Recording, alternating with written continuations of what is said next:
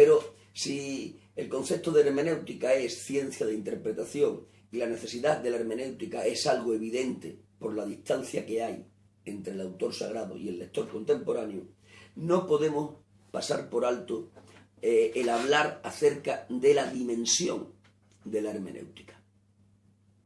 Para comenzar a hablarles de la dimensión de la hermenéutica, tendría que hablarles del objetivo final que tiene la hermenéutica. Y aquí me gustaría que me prestasen oído.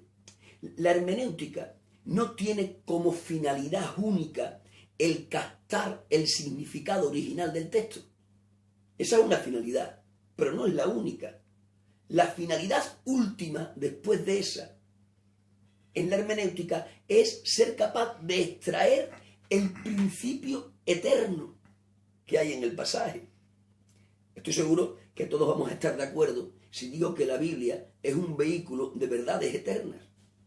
Y si esto es así, tendremos que decir que no podemos conformarnos simplemente con hallar el significado del acontecimiento o del texto que estamos estudiando. Tenemos que escarbar un poco más hasta llegar a encontrar el principio eterno de lo que el texto está enseñando. Porque habrá ocasiones en las que seamos capaces de extraer el significado del texto, pero eso no nos servirá si no somos capaces de ir un poco más allá para encontrar el principio eterno del texto. Voy a volver a reiterar esto. El fin último de la hermenéutica no es extraer el significado original. Ese es uno de los objetivos. Pero el objetivo final es extraer el principio eterno. En todos los textos de la Biblia hay un principio eterno aplicable a cualquier tiempo de la humanidad. Y ese es el principio que hay que extraer como fin último de la hermenéutica. Me van a entender rápidamente acerca de esto que les estoy hablando con el ejemplo que voy a usar. En Romanos, en el capítulo 14, San Pablo nos habla de un problema que para nosotros a día de hoy no es problema, pero que sin embargo en la iglesia del primer siglo sí que fue un problema, y un problema lo suficientemente importante como para que San Pablo lo trate por dos veces, una en la carta a los romanos y otra en la carta a los corintios. El problema en cuestión giraba en torno a si se debía o no se debía de comer en la casa de un cristiano carnes de animales que previamente hubiesen sido sacrificadas a los ídolos. Si no lo sabéis, y si lo sabéis os lo recuerdo, en aquel tiempo todas las carnes que se vendían en las carnicerías, o casi todas ellas, habían sido previamente sacrificadas a los ídolos del panteón romano o del panteón griego. El debate que se planteaba en la iglesia de aquel tiempo es que si un cristiano hacía bien en comprar aquella carne y comerla, porque había quienes pensaban que aquello sería una especie de pecado de idolatría. Sin embargo, había otra parte de la iglesia que pensaba que con orar por los alimentos, la oración santificaba el alimento, por lo cual se podía comer sin ningún problema. Esto desató un debate entre los débiles y los fuertes en la fe. Así los cataloga el apóstol San Pablo. El apóstol San Pablo llama débiles a aquellos que con una conciencia demasiado sensible pensaban que comer carne previamente sacrificada a los ídolos era pecado. Y San Pablo llama fuertes o maduros a aquellos que comprendieron con la doctrina en la mano que la oración santificaba el alimento y que por lo tanto no importaba que éste hubiese sido previamente sacrificado a los ídolos. Pero ahí estaba el debate. El debate llegó a ser tan fuerte que la parte débil juzgaba a la parte madura cuando comían carne. Es decir, los débiles, o a esos a los que San Pablo tipificaba como débiles, señalaban a aquellos que comían las carnes sacrificadas a los ídolos. Y no solo lo señalaban, sino que lo juzgaban. Pero si los débiles, que no comían la carne sacrificada a los ídolos, juzgaban a los que sí la comían, los que la comían menospreciaban a los que no la comían. Aquellos que la comían menospreciaban a los que no la comían porque decían que eran gente con poco conocimiento de la doctrina del Señor. Es decir, que este problema ocasionó juicios de los débiles hacia los fuertes y menosprecio de los fuertes hacia los débiles. ¿Ven? Ya tenemos el sentido original del texto. Hemos llegado a una parte del conocimiento, pero díganme, ¿nos sirve de algo eso en la actualidad? No. Por lo tanto, ese texto lo podríamos erradicar de la palabra del Señor. Digo, no. Lo que tendríamos que hacer es no conformarnos con conocer sencillamente el significado original del texto, sino que tendremos que ser inconformistas e ir un poco más allá hasta encontrar el principio eterno de este texto. ¿Y cuál sería el principio eterno de este texto? El principio eterno de este texto nos lo enseña San Pablo implícitamente en lo que él escribe. Porque San Pablo le viene a decir a los débiles, oigan ustedes, no juzguen a los maduros porque comen carne sacrificada a los ídolos, porque han orado por el alimento.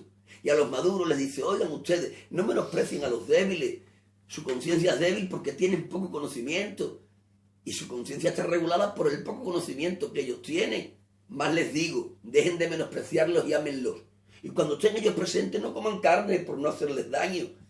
De alguna manera San Pablo le ha dicho a los unos y a los otros, oigan, que predomine el amor por encima de sus distintas interpretaciones. Dicho de otra manera, San Pablo les estaba diciendo, acerca de lo que ustedes están debatiendo, acerca de lo que están debatiendo que provoca juicios y menosprecios, no tiene importancia vital. Eso está diciendo Pablo. Esto no es de importancia vital. Y ante aquello que no es de importancia vital, lo que tienen que hacer es ser tolerantes. Ustedes no juzguen a estos y ustedes no menosprecien a estos otros. Tolerancia. El débil que respete al fuerte en su conocimiento y porque presenta los alimentos. Y el fuerte no menosprecia al débil y use de amor. Y cuando esté el presente no coma de la carne. Por lo tanto, el principio eterno aquí, ¿cuál sería? Tolerancia ante las doctrinas que son periféricas y no centrales.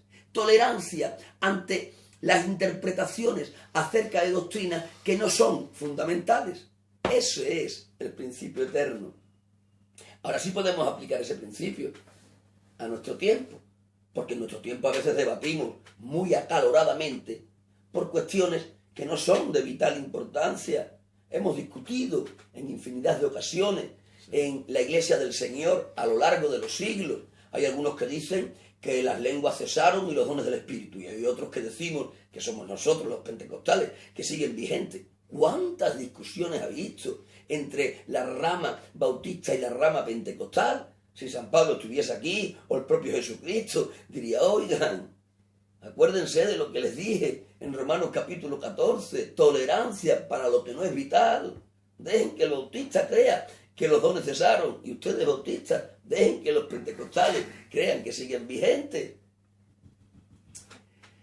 Ese sería el principio eterno, el no tener que debatir excesivamente acalorados acerca de cuestiones que no son especialmente vitales dentro de la doctrina del Señor.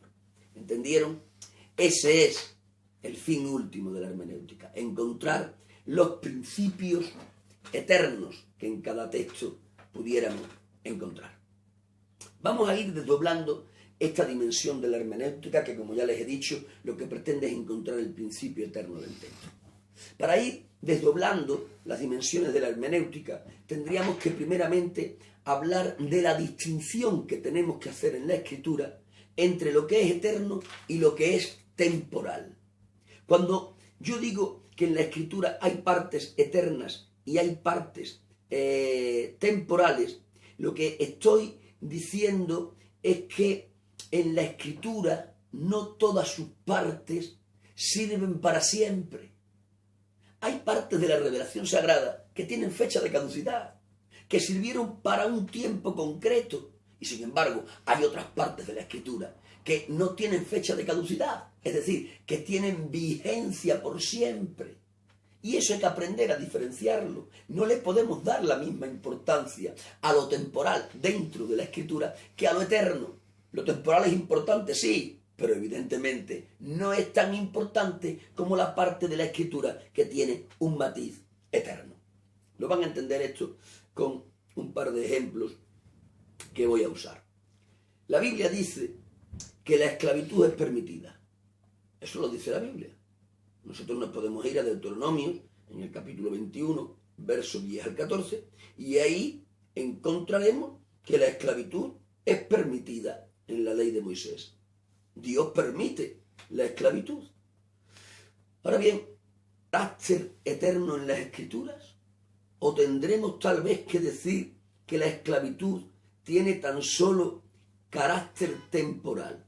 Evidentemente, la esclavitud tiene carácter temporal. Era un mandamiento que respondía a una necesidad de una situación en una época concreta. Pero no podemos tomar ese texto, esa parte de la Escritura que habla de que la esclavitud era permitida por Dios, no la podemos tomar para intentar aplicar la esclavitud fuera del tiempo de la ley. En este error cayó una nación tan poderosa como los Estados Unidos de América. Los Estados Unidos de América, ya sabéis que tienen unos orígenes eminentemente cristianos. Los que desembarcaron a conquistar el Nuevo Mundo eran eminentemente cristianos y los fundamentos de esa bendita nación son fundamentos cristianos, aunque en la actualidad, pues como casi todas las naciones, se han ido desviando del mandamiento primero del Señor. Pero en sus orígenes, aquella nación era una nación con fundamentos eminentemente cristianos. Pero cayeron en un error. No supieron distinguir esta parte de la dimensión de la hermenéutica. No supieron distinguir que en la Escritura hay partes eternas y hay otras partes que son temporales. Y por no distinguir esto, ellos aprobaron la esclavitud. Y por no distinguir esto, eso dio a luz una guerra civil entre el norte y el sur. Y fue después de esa guerra civil que se abolió la esclavitud. ¿Y por qué? Tuvieron que llegar a una guerra civil, a una guerra fratricida, una nación que era eminentemente cristiana. ¿Por qué no supieron distinguir entre lo eterno y lo temporal? Los del sur, que eran partidarios a la esclavitud, se aferraban a las Escrituras y decían: la Biblia dice que la esclavitud es permitida. Y los del norte se aferraban con mejor criterio, distinguiendo lo eterno de lo temporal, a decir que aquello fue un mandamiento permitido por Dios en una época para una situación concreta. Si hubiesen tenido todos la misma luz, pues igual se hubiesen evitado una guerra civil y el matarse unos a los otros. Lo eterno y lo temporal hay que tenerlo en cuenta en las Escrituras. Nuestro propio Señor Jesucristo lo enseña de una forma fehaciente. Lo enseña de una forma fehaciente en el Evangelio según San Mateo, en el capítulo 19, en el verso 1 al 9, cuando él tiene que hablar acerca del divorcio. Y cuando él le dice a los apóstoles que el divorcio no es permitido por Dios, a no ser por causa de infidelidad. El Señor Jesucristo le dice: no, el divorcio no es permitido a no ser que haya infidelidad por uno de los cónyuges. Los apóstoles se quedaron muy sorprendidos y dijeron: no, ¿qué nos estás contando? Si Moisés nos dijo que era permitido por cualquier causa, ¿cómo tú ahora dices que tan solo por esa causa? ¿Cómo tú penalizas el divorcio cuando Moisés, que es de Dios, lo aprobó? Y entonces el Señor Jesucristo les da con el kit de la cuestión. Dice: eso fue así por la dureza de vuestros corazones, pero al principio, y se remonta a lo que es el origen de la fundación del matrimonio por Dios, cuando dijo: dejarás a tu padre y tu madre, te unirás a tu mujer y será una sola carne. Y Dios hablaba ya entonces en el comienzo de lo que era el matrimonio monógamo e indisoluble. Pero, claro, hubo un paréntesis en la revelación de Dios donde se permitió aquello. Pero aquello era temporal, tenía fecha de caducidad. Y el Señor Jesús no lo enseñó. Es decir, que de alguna manera el Señor Jesús ya enseñó esta parte de la dimensión de la hermenéutica, en la que se nos enseña que no todo en la Escritura tiene carácter perenne y eterno, sino que hay partes de las Escrituras que tienen tan solo un carácter temporal. Si le aplicamos a toda la Escritura carácter eterno, tendríamos que estar todavía apedreando a gente que recogen leña en sábado. Si aplicásemos lo que es la eternidad, lo perenne a toda la Escritura, seguramente todavía tendríamos que estar apedreando a gente que peca de infidelidad. Y cariños míos, sabemos que esto no puede ser, y lo sabemos sencillamente por esto, porque hay partes eternas y también hay partes de la Escritura que tan solo tienen un carácter temporal. Siguiendo con la dimensión de lo que es la hermenéutica, después de tratar lo eterno y lo temporal, que quizás me faltó decirles algo que fuese eterno en la Escritura, y algo que fuese eterno, pues por ejemplo le podemos encontrar en Éxodo 20, que es el Antiguo Testamento, pero también en Hechos capítulo 10, pero también en Apocalipsis capítulo 19. En esos tres textos, siendo algunos del Antiguo y otros del Nuevo Testamento, encontramos que, por ejemplo, pecar de idolatría, eso es de carácter eterno. Eso no tiene fecha de caducidad. No se puede adorar a otro ser que no sea Dios. Si adoras a otra cosa o a otro ser que no sea Dios, estarás pecando de idolatría. Eso sí tiene carácter eterno. Pero bien, concluyendo con esa parte de la dimensión de la hermenéutica, que es la distinción entre lo eterno y lo temporal, tendríamos que pasar a otra parte de la dimensión de la hermenéutica que nos enseña acerca de la distinción entre lo general y lo particular. En la Escritura hay que diferenciar entre aquellos mandamientos que son para un individuo solo, de aquellos otros mandamientos que son para todos los creyentes o para todas las personas sin distinción. Hay mandamientos en la Escritura que son particulares, son para uno o para un grupo concreto, de un tiempo, en un lugar determinado. Y sin embargo en la Escritura hay mandamientos que son de carácter general, que son para todos los hombres, para todas las mujeres y en cualquier tiempo. Lo van a entender rápidamente con el ejemplo que les voy a usar. Evangelio según San Marcos, capítulo 10, verso 17 al 22. Ahí se nos narra la famosa historia del joven rico. Ya saben ustedes que aquel joven rico se acercó al Señor porque quería ser un seguidor de Él, y el Señor le dijo: vende todo lo que tienes y ven y sígueme. El Señor Jesús le marca un requisito previo para que pueda venir a ser un discípulo suyo. Vende todo lo que tienes. La pregunta es, ¿eso es de carácter general o particular? ¿Eso es para todos o fue para aquel? Evidentemente eso fue para aquel. No podemos pedirle a toda la gente que venda todos sus bienes para seguir al Señor. Es decir, no podemos vender una doctrina como que fuera bíblica al decir que para ser cristianos hay que vender todas las posesiones terrenales que tengamos. No sería bíblico, pero además también sería absurdo. ¿Te podéis imaginar una iglesia en la que todo el mundo esté vendiendo sus propiedades para hacerse cristiano? Contraeríamos más problemas de los que solucionaríamos. Eso fue un mandamiento exclusivo, concreto. Eso fue un mandamiento particular para aquel joven rico. Posiblemente porque tenía su corazón muy puesto en sus posesiones, o posiblemente porque el propósito de Dios con él requería de despojarse de aquello que igual le estorbaba. Fuese por una u otra causa, que eso lo desconocemos, o cuando menos yo lo desconozco, sí que podemos decir que ese mandamiento era particular, era para aquel joven rico, y no es de aplicación universal para el resto de la iglesia. Sin embargo, busquemos un ejemplo de mandamiento general. Y uno bien claro lo encontramos en la carta a los Efesios, en el capítulo 1 y en el verso 13. Ahí sí encontramos un mandamiento general. Un mandamiento general destinado a todos los que son creyentes sin exclusión de ninguno. Ahí se nos dice que para ser sellados con el Espíritu Santo hay previamente que haber creído a la palabra del Evangelio. Esto es para todos. Aquí no puede haber excepciones. ¿Quieres ser sellado con el Espíritu Santo? Tendrás primero que haber creído a la palabra del Señor. A la palabra del Señor, predicada en el formato del Evangelio. Esto no tiene exclusiones. ¿Se dieron cuenta? Esto sí es de carácter general. Sin embargo, el asunto del joven rico era sencillamente de carácter particular. Hay que aprender a distinguir entre lo general y lo particular en las Escrituras. Pero si hay que aprender a distinguir entre lo general y lo particular, otro desdoblamiento de la dimensión de la hermenéutica nos enseña que en la Escritura hay que aprender a diferenciar entre lo esencial y lo secundario. Ya dimos un destello acerca de esto hace unos minutos, pero ahora lo vamos a tratar brevemente, de una forma un poco más concreta, un poco más particular. En la Escritura hay algunas partes de la misma que tienen más importancia que otras.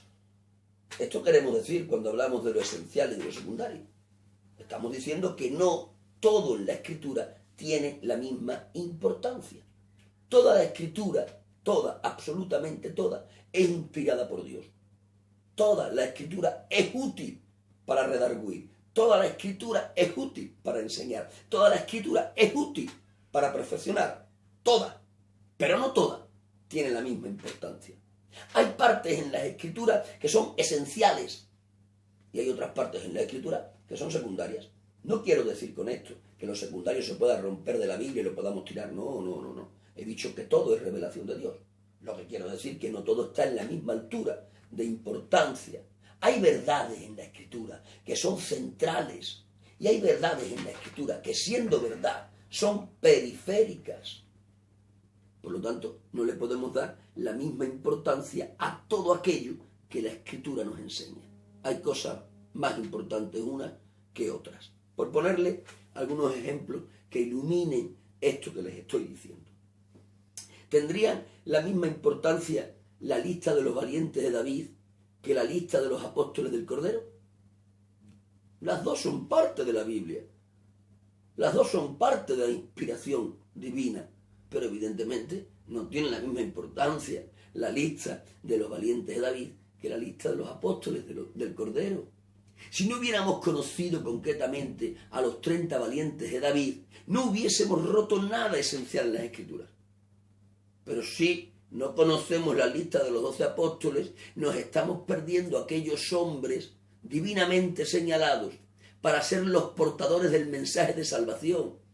Y el mensaje de ellos en su boca les hizo convertirse en cimientos de la iglesia de la que Cristo era la piedra angular. No tienen la misma importancia una lista que la otra.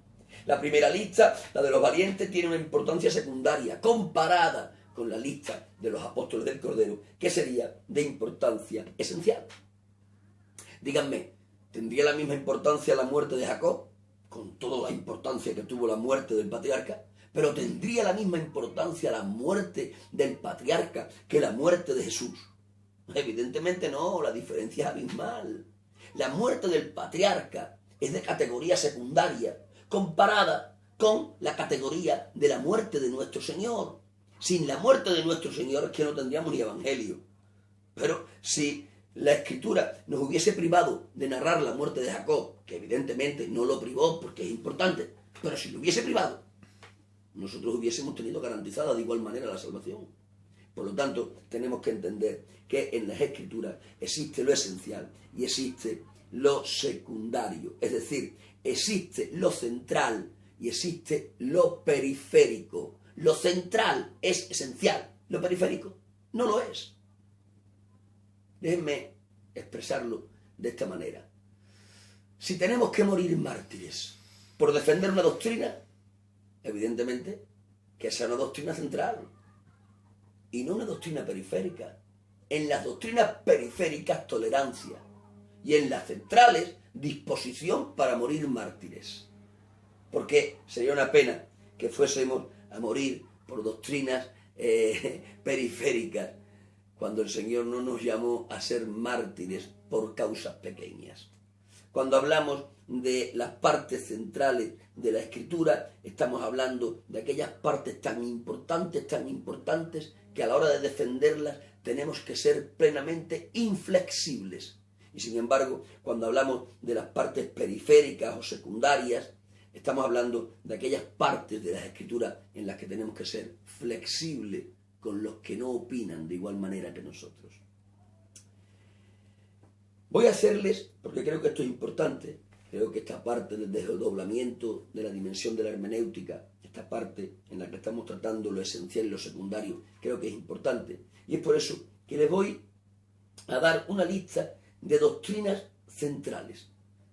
De hecho, voy a hablarles de 9 doctrinas centrales de las Escrituras que nos demandan inflexibilidad. Por esto, que les voy a narrar a continuación, por esto merece la pena morir. Por esto merece la pena morir. Una doctrina sobre la que tenemos que ser inflexibles es Dios es creador. Y de ahí no nos podemos mover. Es creador, inflexibles. Hay que morir, moramos por ello. Una segunda doctrina central en la que tenemos que mostrar inflexibilidad. El hombre es imagen y semejanza de Dios. No somos la consecuencia de ninguna clase de evolución. Somos imagen y semejanza de Dios. una tercera doctrina de carácter fundamental y esencial. El pecado trajo la ruina al hombre. Una cuarta doctrina por la que merece la pena morir. La redención es por el sacrificio de Jesucristo. Una quinta doctrina por la que merece la pena morir. Dicha redención se obtiene personalmente y por medio de la fe. Una sexta doctrina por la que merece morir. Jesucristo es Dios. Una séptima doctrina por la que también merece la pena mantener una postura intransigente e inflexible. El Espíritu Santo es persona divina. Una octava doctrina por la que merece la pena ser mártir. Al final Cristo triunfará con su iglesia sobre todas las fuerzas del mal. Y una novena y última doctrina por la que merece la pena morir. En la consumación habrá un reino nuevo y una nueva creación. Esto es una columna vertebral de cosas esenciales, de cosas centrales, de cosas por las que merecen la pena morir. Alguna vez he dicho que la unidad de la Iglesia Universal requiere un adelgazamiento en la teología. Estos 9 puntos son esenciales y nosotros tenemos que aprender a diferenciar entre lo que es central y lo que es periférico.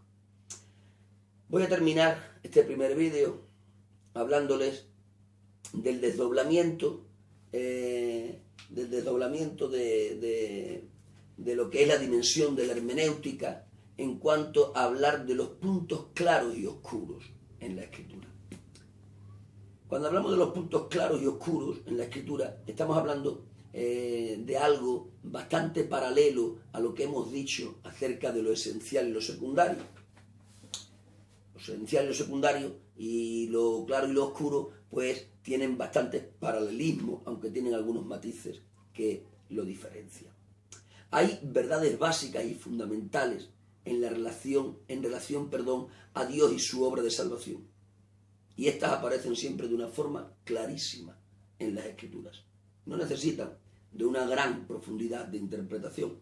Sin embargo, hay otros puntos que no aparecen con esa claridad, sino que están envueltos en la oscuridad y la penumbra. Quiero que esto lo entiendan bien. Hay puntos claros y hay puntos oscuros en la Escritura. Pero ya les garantizo yo que todo lo necesario, todo lo esencial para la salvación siempre aparece con una claridad nítida. Es decir, Dios no juega con nosotros a hacernos jeroglíficos egipcios. No. Dios en lo esencial es lo suficientemente claro para que, por torpe que sea uno, no se pierda en el camino de salvación. Lo esencial, recuérdenlo, siempre está iluminado por la claridad. Sin embargo, es verdad que hay otras partes de la Escritura que, no siendo esenciales, por eso les decía que este punto de los puntos claros y oscuros, valga la redundancia, tiene paralelismo con lo esencial y lo secundario. Siempre que encontramos algo en penumbras, en oscuridad, siempre tiene un denominador común. No es esencial para la salvación, es secundario. Con esto no les estoy intentando restar la ilusión por estudiar lo difícil, estudienlo. Yo digo que toda la Escritura es útil para enseñar, para redarguir, para hacernos crecer, para perfeccionarnos. Por lo tanto, hay que estudiarla toda ella.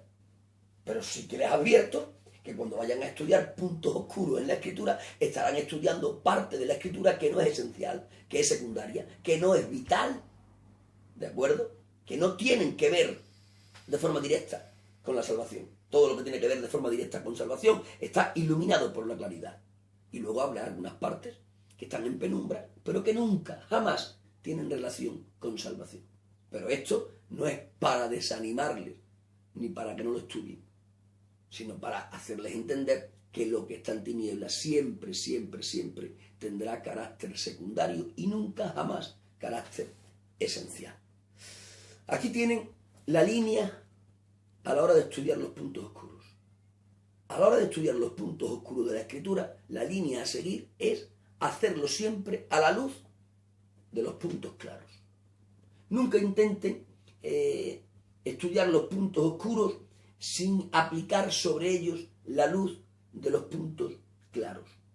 Los puntos oscuros recibirán luz de aquellos que denominamos como puntos claros. Dejadme enumeraros algunos puntos claros y algunos puntos oscuros en la Escritura. Puntos claros. Los atributos divinos. Ahí no hay penumbras. Son los que son y no pueden ser otros. Punto claro. Los principios morales que rigen la conducta. Ahí también hay poco que escarbar. Aparecen nítidamente en las Escrituras. Puntos claros. La muerte de Cristo que por fe nos salva. Ahí no hay ni tan siquiera una sombra de penumbra. La muerte de Cristo nos salva por medio de la fe. Otro punto claro, la naturaleza y la misión de la Iglesia. Es fehacientemente claro cómo tiene que ser la Iglesia y qué tiene que hacer la Iglesia. Otro punto claro, fehaciente, es la pluralidad de personas en Dios. Aquello que llamamos Trinidad, aunque no es un vocablo bíblico. Otro punto claro es la segunda venida del Señor. Él se marchó y les garantizo, Él va a volver. Sin embargo, cuando hablamos de puntos oscuros podríamos hablar de cómo se produjo la caída de Satanás. Esto es un conflicto, ¿cómo se produjo? Algunos dicen que por causa de la vanidad, otros dicen que porque quiso el lugar que le pertenecía a la Iglesia, otros tantos dicen que porque él anhelaba la adoración que solo a Dios pertenecía. No lo sé. Es un punto oscuro. Ahora apliquemos las luces de los puntos claros para resolverlo.